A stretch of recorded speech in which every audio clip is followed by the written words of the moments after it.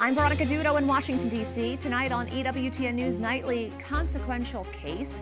The Supreme Court weighs the president's bid to limit birthright citizenship, but that's not the only reason why these arguments are unprecedented. War speech, Americans are asking the question, when will the conflict with Iran end? They are hoping for an answer in tonight's address to the nation. Final countdown, Artemis II is set to launch tonight, sending the first crew around the moon since 1972. And Papal Easter, the Vatican prepares for Holy Week as Pope Leo XIV leads his first Easter Triduum liturgies. These stories and more tonight. From EWTN, the Global Catholic Network, this is EWTN News Nightly. Thank you for being with us on Holy Wednesday. Our top story tonight. Today, the Supreme Court justices heard one of the most high-profile cases of the 2025-26 term, Trump versus Barbara. This next order relates to the definition of birthright citizenship under the 14th Amendment of the United States. Good. That's a good one. Birthright. That's a big one. That executive order sought to end birthright citizenship for undocumented immigrants and visa holders. President Trump's executive order targets babies of undocumented mothers born after February 19, 2025. It is an incredibly controversial issue. While many lower courts ruled it was unconstitutional, the Trump administration contends those rulings are based on a fundamental misunderstanding of the Constitution. At the center of the case is a constitutional provision known as the Citizenship Clause. It is part of the 14th Amendment and was added into the Constitution in 1868. It reads, all persons born or naturalized in the United States and subject to the jurisdiction thereof are citizens of the United States and of the state wherein they reside. But the government argues that subject to the jurisdiction applied to slaves and their children becoming Americans after the Civil War and requires a political allegiance that undocumented migrants do not meet. For the latest on the oral arguments, let's check in with Capitol Hill correspondent Eric Rosales. Eric. Hey, good evening, Veronica. For the first time in American history, a sitting president was inside the nation's highest court hearing arguments. As expected, much of the arguments focused on the history and interpretation of the 14th Amendment's Citizenship Clause, something the U.S. Solicitor General made clear, that illegal immigrants' children should not automatically be U.S. citizens just because they're born on U.S. soil.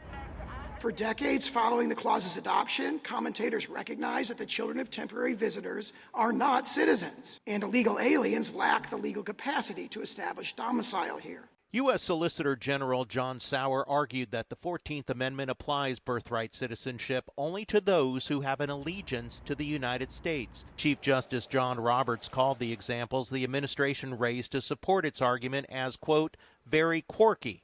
The justices also questioned how it would work. As I pointed out earlier, the executive order turns on lawfulness of status. So if you give birth to a baby in the hospital right now, it gets the birth certificate in the system. There's a computer system. So there's no opportunity, there's apparently no opportunity then for the person to prove or to say that they actually intended to stay in the United States. Absolutely not. The opposite is true. Their opportunity to dispute if they think they were wrongly denied, which would only happen in a tiny minority of cases, is directly addressed in that guidance. After the fact, yes. after their baby has been denied citizenship, then we can go through the process. Yes. Justice Brett Kavanaugh pressed the Solicitor General on why Congress in the 1940s and 50s did not try to disagree with the Supreme Court's decision in the case U.S. versus Wong Kim Ark, an 1898 case which established precedent that anyone born in the U.S. is automatically a citizen, regardless of their parents' nationality or citizenship status. A decision the ACLU attorney argued overturning would be fatal. Ask any American what our citizenship rule is, and they'll tell you everyone born here is a citizen alike. That rule was enshrined in the 14th Amendment to put it out of the reach of any government official to destroy. Wang says the 14th Amendment does not allow Congress to add more exceptions to the birthright citizenship rule. To which Justice Brett Kavanaugh replied, I guess the answer you just gave means they don't have any authority to look at this, even if they passed it 435-0 in the House and 100-0 in the Senate. Your point is, no, they're closed, they're frozen forever. Correct. The arguments lasted for several hours, and in the end, both sides claimed victory. The High Court is expected to release its decision in late June or July. Outside the U.S. Supreme Court, Derek Rosales, EWTN News Nightly. Joining us now to discuss the case before the U.S. Supreme Court is Judge Andrew Arthur, a former immigration judge who served in Pennsylvania and held senior roles at the Justice Department, Immigration and Naturalization Service, and the U.S. House. He is now the resident fellow in law and policy at the Center for Immigration Studies. Thank you so much for coming back on. So a lot to dissect here. This case hangs on the crucial citizenship clause in the 14th Amendment. Can you explain why? Sure. In fact, one of the big points that came up during the oral argument today was that the second clause in Section 1 of the 14th Amendment is vague, and the 14th Amendment begins, all persons born or naturalized in the United States and subject to the jurisdiction thereof are citizens of the United States and of the state in which they reside. So that second clause, subject to the jurisdiction thereof, is undefined. In fact, at one point, I think Justice Alito said, wouldn't it have been easier if Congress had just explained what it meant by that? But yeah, so it was about 2.5, 3 hours of argument, and it all focused on that one clause. Now, just to put this in perspective, is birthright citizenship common globally? It's not common globally. In fact, at the present time, it exists almost exclusively in the Western Hemisphere. When countries such as the United Kingdom in 1983, France, I think in 1993, and Ireland in 2005 all abandoned birthright citizenship. So amongst the major Western powers, the United States more or less stands alone with Canada in extending birthright citizenship. But, really the question at this hearing is how far that birthright citizenship extends. Now, the USCCB filed an amicus brief asking SCOTUS to uphold birthright citizenship. Now, will that have any impact here? No, it won't. The brief that was filed by the USCCB was heavy on morality, on human dignity, but rather light on the law itself. The Supreme Court argument solely focused on legal standards, and in fact, to a large degree, focused on floor debates that took place at the time that the 14th Amendment was ratified in 1868, and didn't take into consideration any questions of morality except strictly in passing.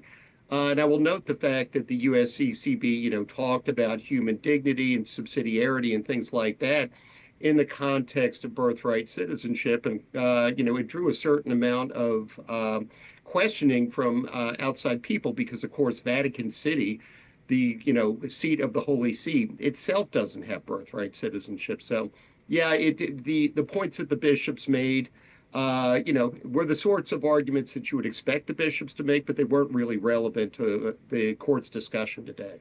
Great to have you back. Judge Andrew Arthur, thank you so much.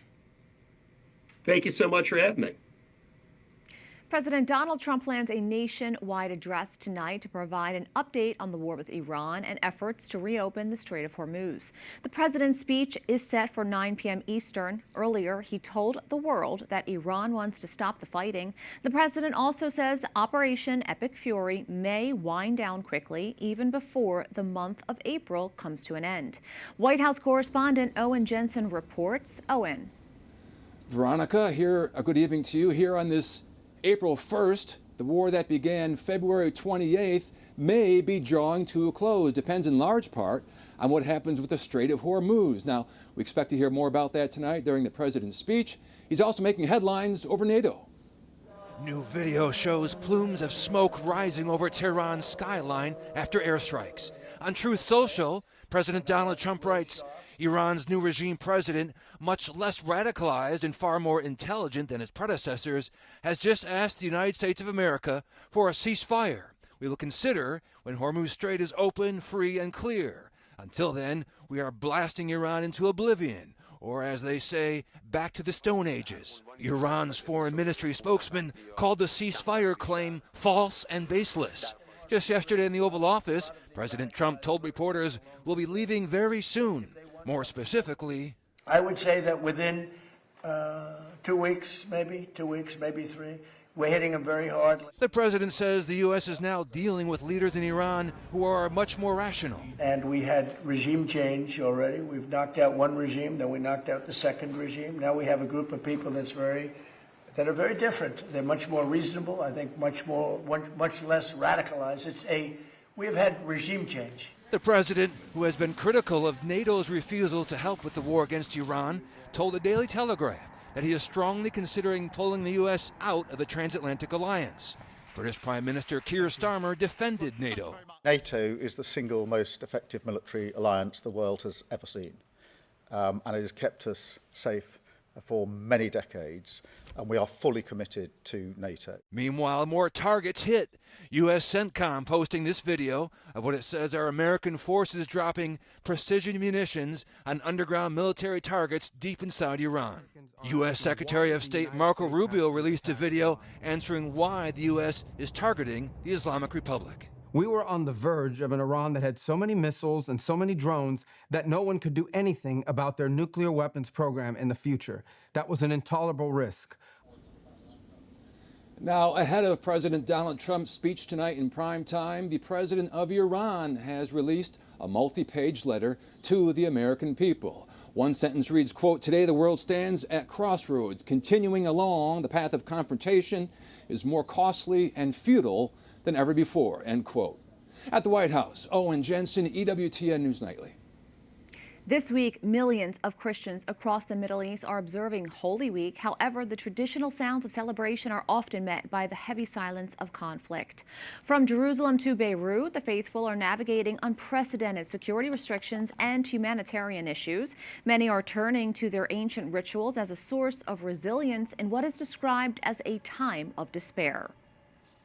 Joining me now to discuss the state of the church and the message of Easter amidst these regional trials is Dr. Michelle Apps, Secretary General of the Middle East Council of Churches. Thank you so much for your time today. If we could start, how will Easter be marked across the Middle East, and what countries are being impacted the most?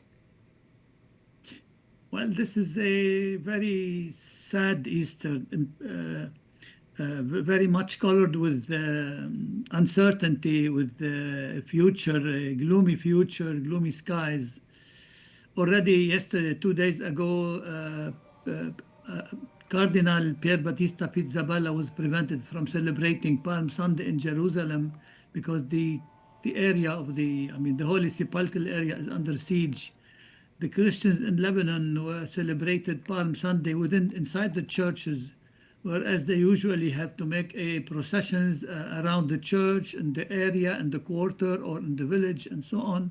I mean, even the Palm Sunday, which is a exclusive, I would say, day, even more than Christmas for children, for joy and for celebration, it wasn't celebrated the way it should be. They celebrated Palm Sunday 2 days ago with very much reservation and very much cautiousness. And I'm not sure if they will be able to celebrate Easter next Sunday. The situation is very, very volatile and uncertain. As you mentioned, of course, shelling is happening during this interview. People are leaving, and of course, it's a time of hope. Can you talk a little bit about the mood among your member churches right now, and what more can be done to support Christians in the region? Yes, members, the churches, the church leaders are people of resilience. They know that they are in charge of communities. They have, taught all in this our era. Not mentioning Egypt. Egypt, touch wood, is in good situation, but in our era, Lebanon, Syria, and Palestine, people, Christians are very much under threat, and our leaders are resilient, wise, and strong people. They try to disseminate a good mood among the people. We really fear the future. There is a real fear. It's a sort of race between fear, despair, and hope. And we try to pray. Dr. Michelle Apps, thank you so much for sharing with us what's happening on the ground. It's really important. We wish you a wonderful Holy Week. Thank you. You're welcome. As the war in Ukraine enters its 4th year, Easter arrives under the shadow of ongoing conflict. Earlier, I spoke with Bishop Vitaly Krivitsky of the Kiev-Zhytomyr Diocese. He told me how Catholics in Ukraine are marking this sacred holiday and how the war is shaping worship, traditions, and hope. The most difficult situation, of course, is on or near the front line, or on the temporary occupied territories. There, it is not always and everywhere possible to participate in church services, and priests are not always present in every location. In other cities living through the war, churches practically never closed. We are gathering in our churches as usual, taking in consideration the curfew that limits our time. The war doesn't take our churches away from us unless the aggressor destroys them. For many of us, the war revealed God and His church in a new light. Therefore, this year, just as we do every year, we once again encounter God in a new way during the Easter holidays. Кожного року ми по-новому зустрічаємося з Богом в пасхальні свята. I also asked Bishop Vitali if he is concerned that the war in Ukraine could begin to fade from focus as global attention shifts to the escalating conflict with Iran. There are people, politicians and countries that continue to actively help our country, Ukraine, stand its ground. Will there be fewer such people now that the war in the Middle East has begun? Most likely, yes. However, I believe that this situation in the Middle East could demonstrate that if we do not put an end to this war and end it justly, then, in reality, the conflict could spread even to countries that never even imagined it reaching them. We have a lot more still to come on EWTN News Nightly. Fly Me to the Moon. History is on the pad at the Kennedy Space Center as NASA enters the final countdown for Artemis II. Plus, the new shepherd leads the Vatican through the Passion to the joy of Easter.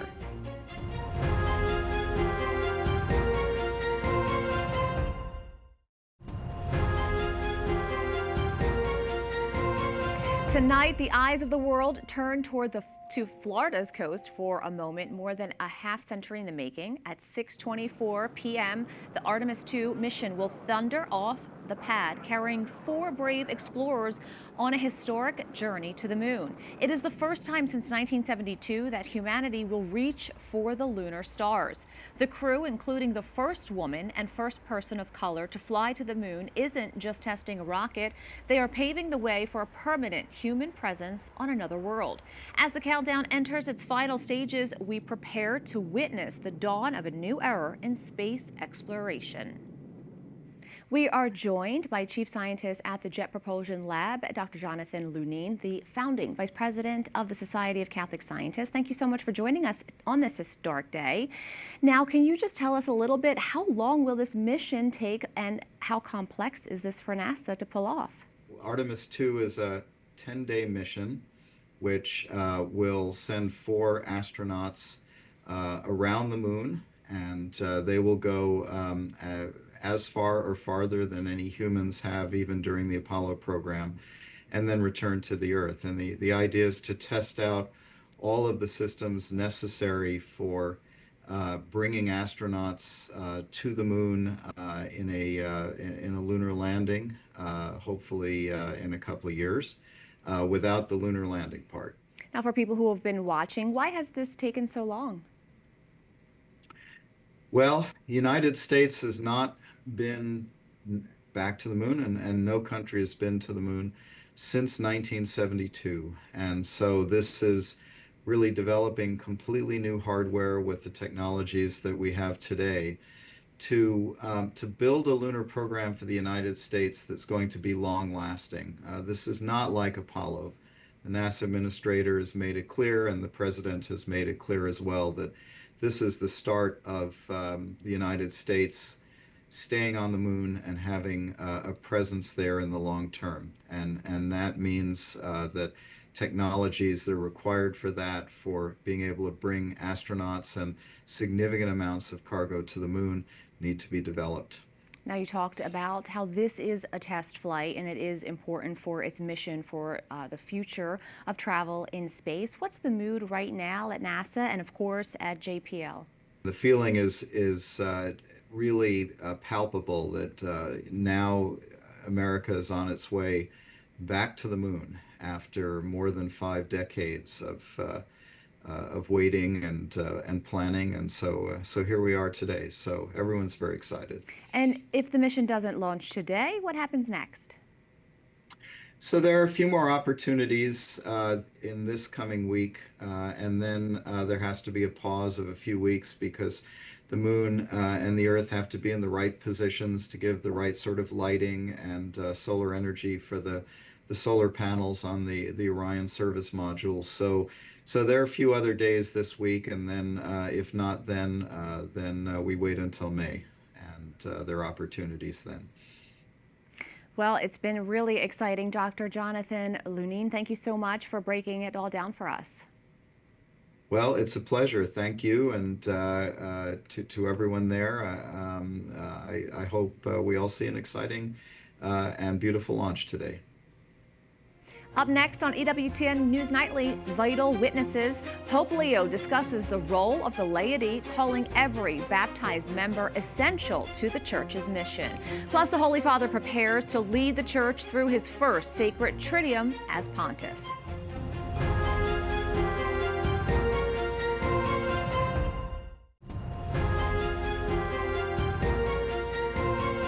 Pope Leo highlights the important role that lay people play in the Church's mission in bearing witness to the gospel. La missione di tutto il popolo cristiano. At the weekly talk, the Holy Father continued his reflection on the Second Vatican Council document, Lumen Gentium. He highlights the way it explains in positive terms the nature and mission of the laity after centuries in which they had been defined simply as those who are not part of the clergy or the consecrated life. The Pope taught that the important role of the laity comes from the dignity of their baptism and being part of the people of God, and that their contribution, service, and witness are essential to building a church that reaches out to all and spreads the gospel. The Vatican is preparing to enter the Easter Triduum tomorrow, marking Pope Leo's first time celebrating the liturgies of Holy Week as Pontiff. EWTN Vatican journalist Benedict Sedegren tells us more about the Holy Father's special schedule.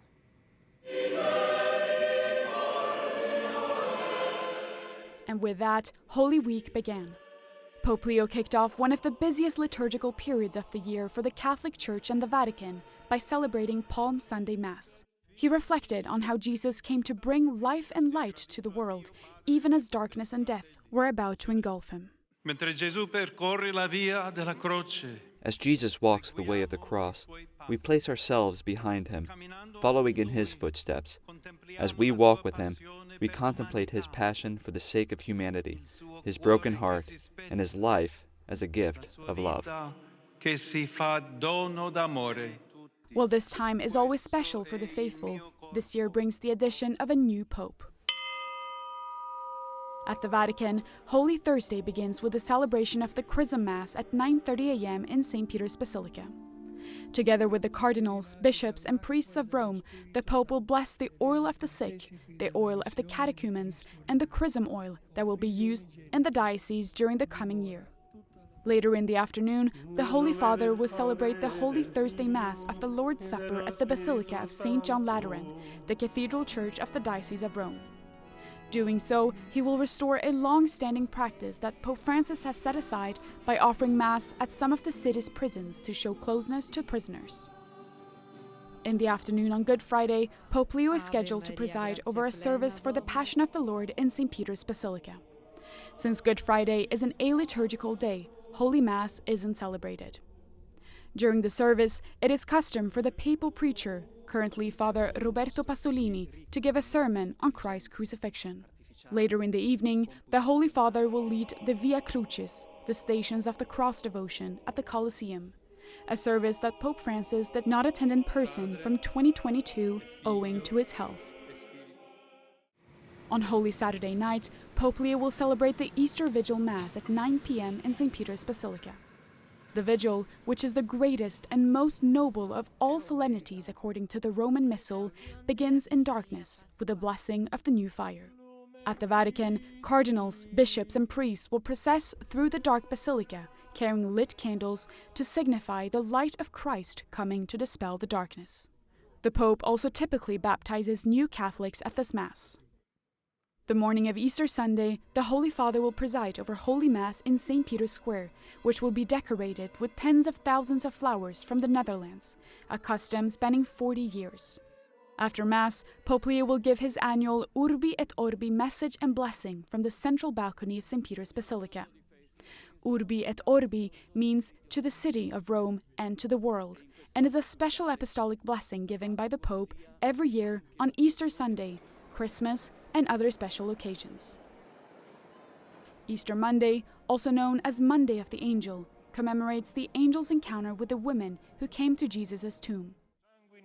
It will mark the final moment in the Vatican's long program of Easter celebrations, which Pope Leo will conclude by praying the Regina Coeli, a Marian prayer recited during the Easter season at noon from a window of the Apostolic Palace, just as he did in his first Regina Coeli address after his election.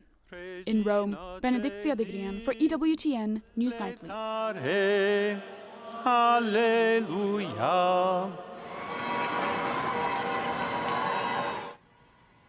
We thank you for watching tonight. Remember, you can follow us on social media, Facebook, X, YouTube, and Instagram at EWTN News Nightly. I'm Veronica Dudo. Good night and God bless.